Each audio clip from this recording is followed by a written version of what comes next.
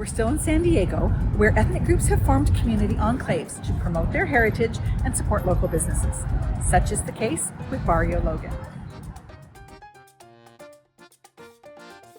Established in 1900 by Mexican Revolution refugees, the neighborhood of Barrio Logan is the epicenter of Mexican-American heritage in San Diego, especially Chicano Park, and a place where independent businesses like Sew Loka are thriving.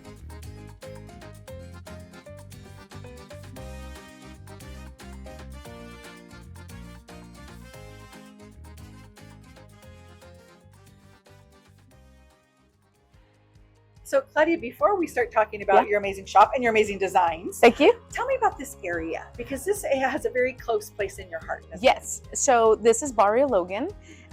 It's an arts district, and most of the studios here are owned by women.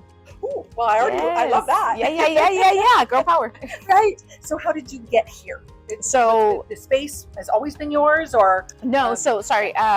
We've actually been in this space for 7 years, and we were somewhere else for 5, and we just kind of like really enjoyed the area. It reminds me of home. So I'm originally from LA, and so when I came to this area, I saw people walking around, and I was like, wow, that could be my mom. And so it created like this very comforting feeling for me, and the art was very inspiring for me. So I felt like there was like this gravitational pull of creativity, and I said I gotta be here. So yeah. Have you always been a creative person? I believe I have. Yeah, I think in every parent-teacher conference, everyone was always like, "She's so creative," and so it showed up very early. Yes. Well, and weren't you telling me that your dad sold denim, or was it a denim business? Yes, okay.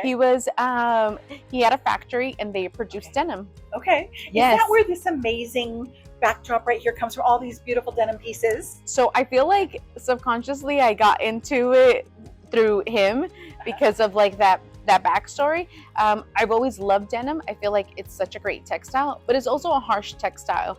And so it takes 1,800 gallons of water to produce 1 pair of pants.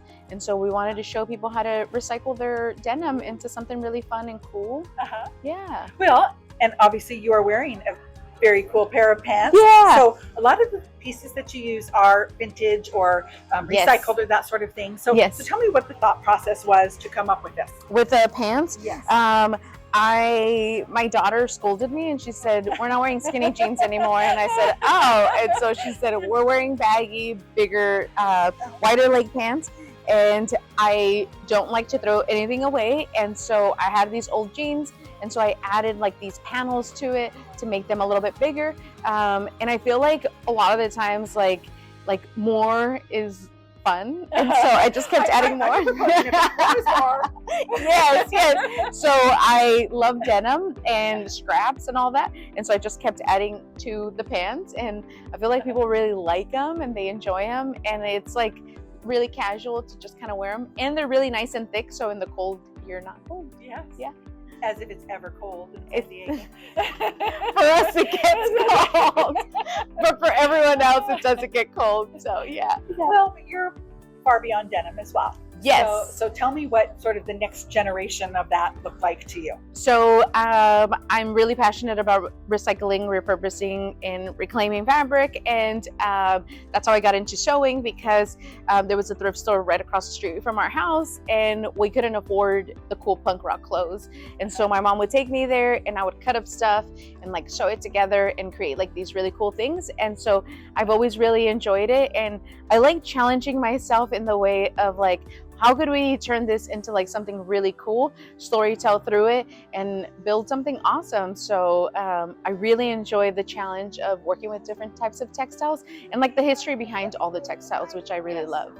Well, speaking of history, you were telling me that a costume or a theater has donated a lot of their costumes. Yes. And so tell me about sort of that process, how you go about looking at a costume and seeing what interesting things you can do with it. Yes. So the Old Globe, which is a theater company here in San Diego, donated over like 500 shirts and they're these really cool button-up shirts.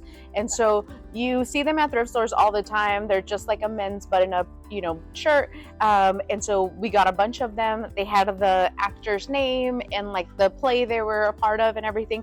And we took them, we cut off the sleeves, we cropped them, we added a lot of fun patches, and we really wanted to give it a new life, but also attach that history of the old Globe and like the plays that were involved in the shirt. So it was a lot of fun. This is one of your pieces. This is one of the pieces. It's yes. Just one of those things that people come in and they hear the story, and it's just like, I have to have that. Yes, I feel like it's really important to obviously you and to other creatives to be original and to have like original pieces that no one else is going to have, because it does make you feel interesting and like unique, just like that piece of clothing. And I really enjoy that. I don't want to make copies.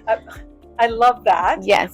Like I make all my own jewelry. Yes. Because I don't want to walk into myself walking down the street, right? Exactly. And there's something about saying, I made it. Yes. That it gives you just sort of a sense of complete and fullness and purposefulness. And, yes. It's just really nice to say. Yes. I made it. And they're like, wow, that's so cool. It is a lot. You get a lot of pride from creating anything. And I feel like we're all meant to create. Yes. And that's like very purposeful. In us, right? Yes. Who is your customer? Who comes in and says, that is something I can't live without? I feel like we have like a wide range of customers. We have customers that have like PhDs. We have customers that are teens. We have customers that are brown. We have customers that are black. We have customers that are white. I feel like we're not just a clothing company. We stand for so much more. We stand for like community. We stand for environmental justice. We stand for so many different things, and so I feel like it gives people a lot of ways of like how to support us and something to connect to. Exactly. Right? Yes. And people need that, don't they? Yes. They need something to connect to. Yes. Well, I think what we should do now is go look at a couple of your pieces because they're so fabulous. Thank you. That we need to like talk about them. Yeah. Yeah.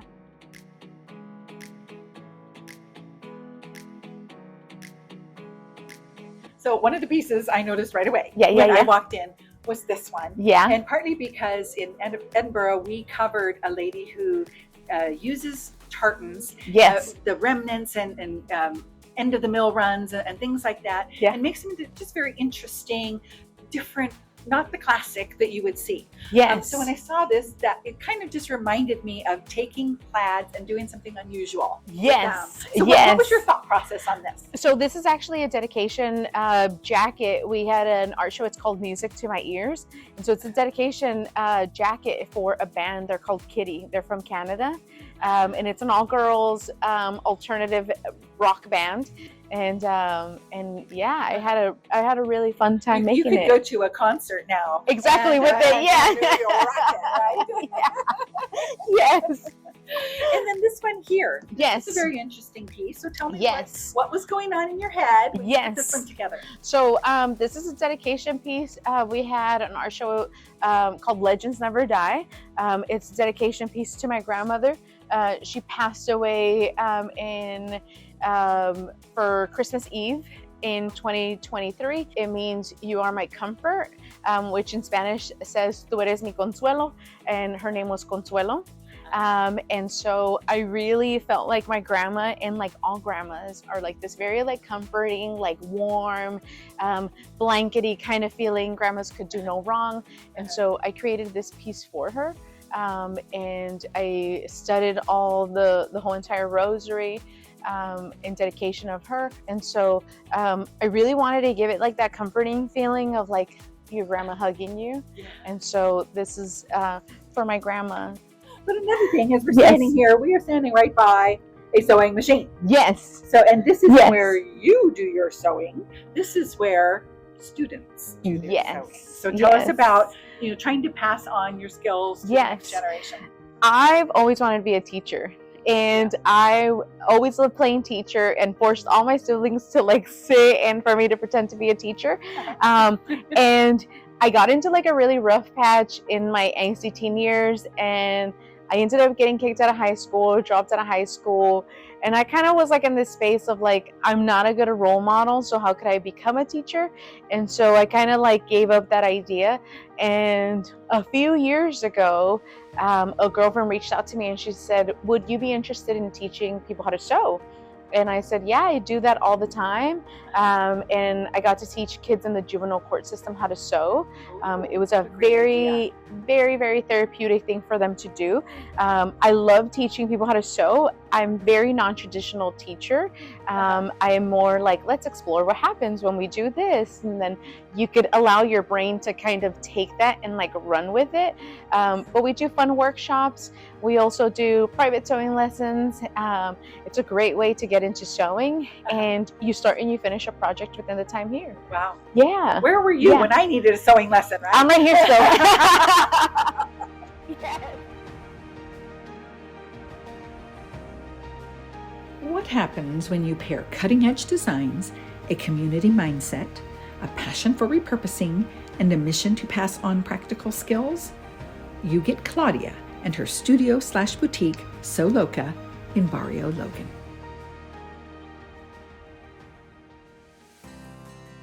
A couple of blocks from where we are now is an inauspicious antique store with treasures piled to the rafters. You'll see it next time on Ms. World Traveler Explores San Diego.